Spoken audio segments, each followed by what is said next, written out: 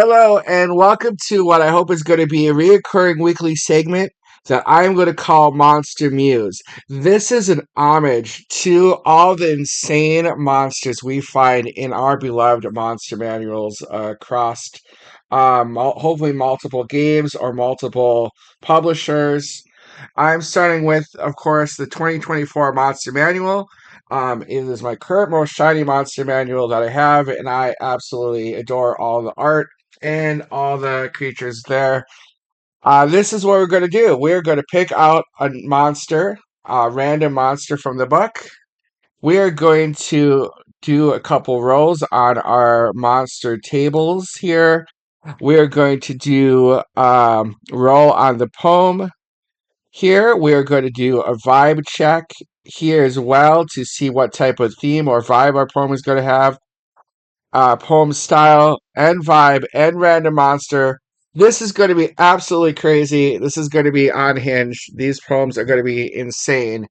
I've always said I could write a poem about anything, any subject, any theme, mix and match, all the craziness. I've wrote a poem, a sonnet about my daughter's mitochondrial condition. As you know, Tesla has an FBLX4 condition. I wrote a poem explaining what that is and what it does to Tesla and how we need to fix it. I've done so many crazy poems. I think this is the perfect step as far as like expressing my love for Dungeons and Dragons in a unique way. This is how we're going to do it. This is going to be great. I'm just going to get started. We're going to get the first poem, and maybe we're also make a stat block for this monster we make in this poem, and maybe we're share that around with everyone.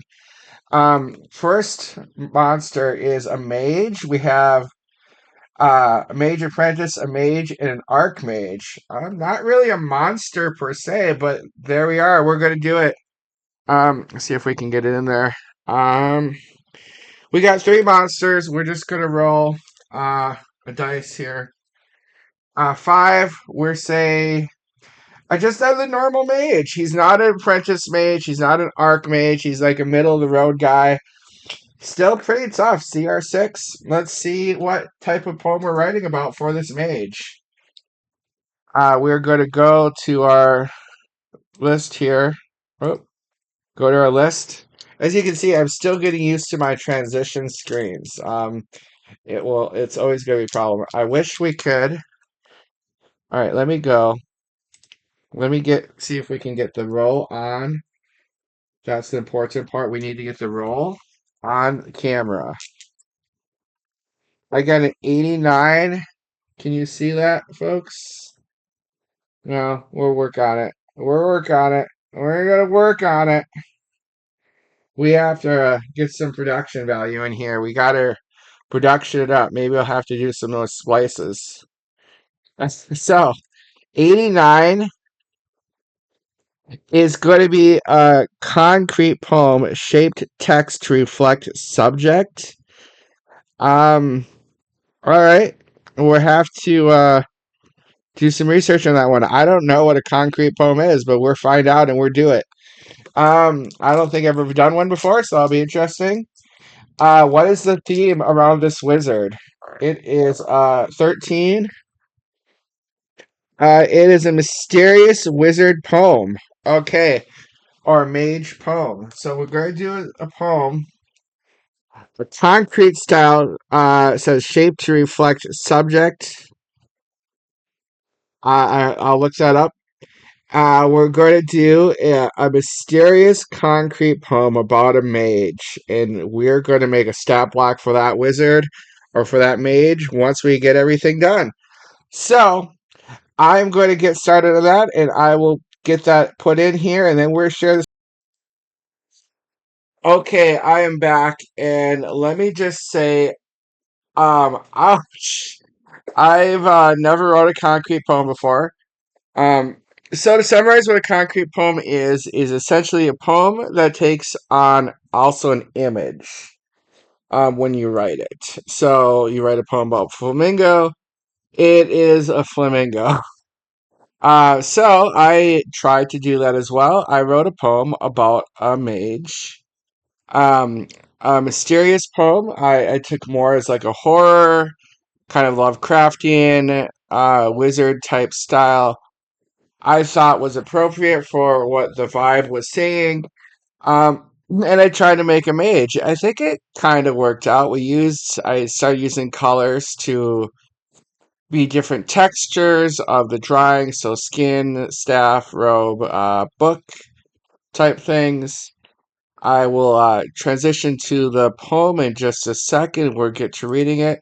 And I also made a little character or a stat block for it that I will figure out how to share with everyone eventually. So that will be on my to-do list.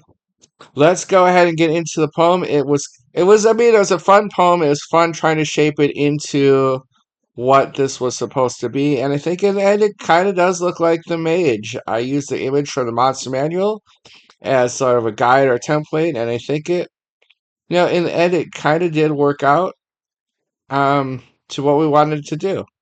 So let's go ahead and get into it.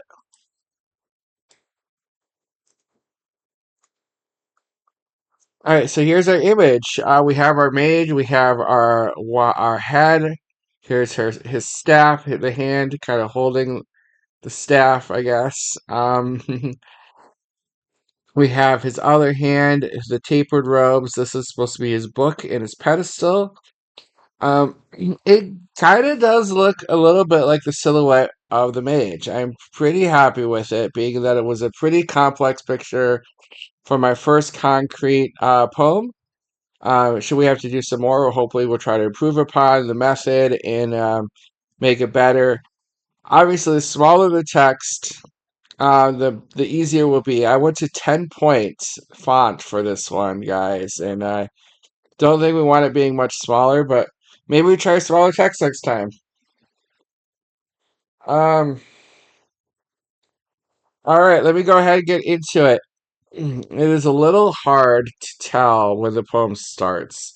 Thankfully, it gets easier as you get down.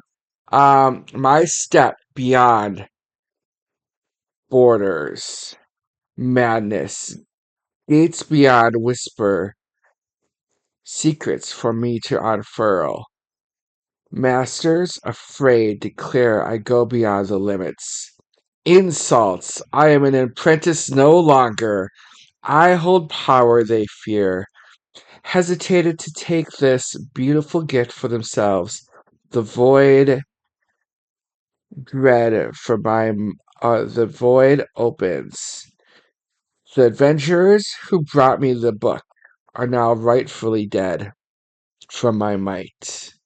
Their corpse is the first of many monuments to my skill, my power.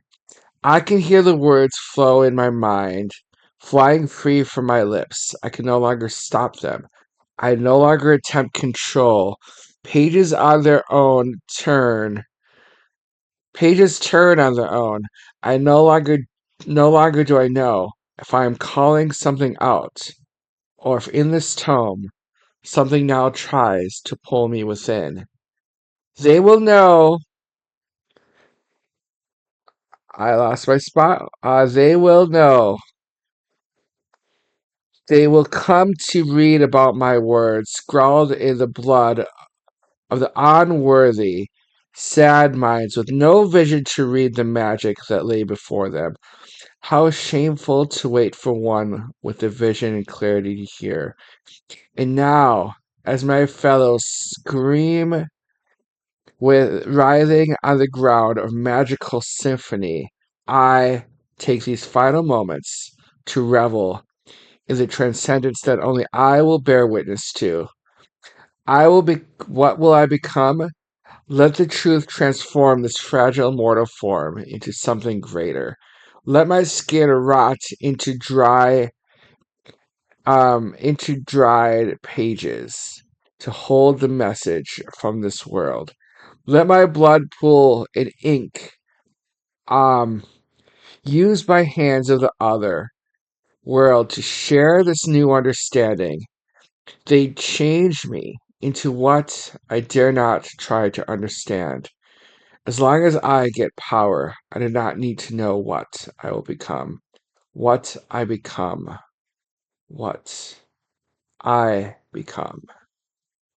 So yeah, I definitely tried to go with a little bit of a creepier vibe with this one, a little bit of a mystery.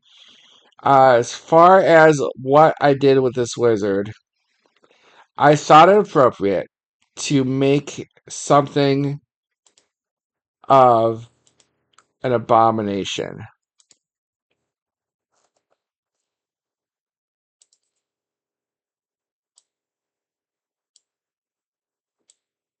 So let me switch.